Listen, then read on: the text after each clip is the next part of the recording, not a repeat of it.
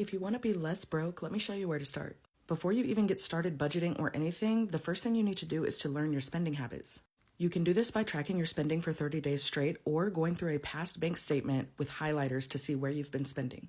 This is going to allow you to create a budget you can actually stick to because you can see through looking at these spending habits what is important to you. What do you like spending money on? You can then include those things in your budget, but also at the same time prioritize your goals like saving or paying off debt.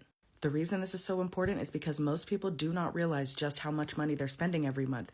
They go get fast food, they go get snacks, they go do this, that, or the other, and tell themselves each time, well, it's only $5, it's only $10, it's only $20. But guess what? Those things add up and they can really eat up your check. Number 2, sit down and get a clear picture of all of your expenses as a whole. Write them all down with the amounts and everything and see, can you get rid of any of these expenses or can you reduce any of these expenses? You can call and get discounts on things or subscriptions that you don't need, get rid of them altogether.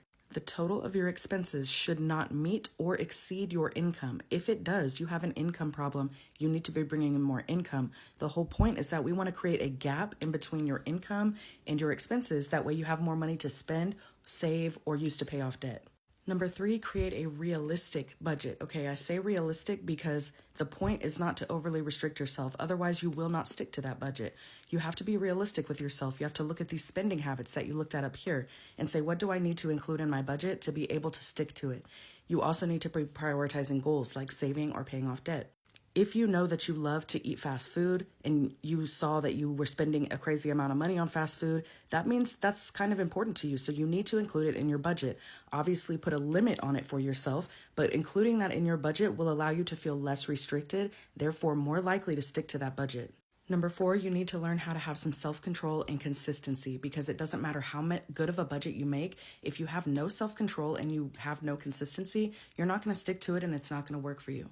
The thing about this is only you can make this happen for yourself. I could even build your budget for you, but if you do not have self-control or the consistency to stick to it, you're not going to stick to that budget and it's not going to work for you.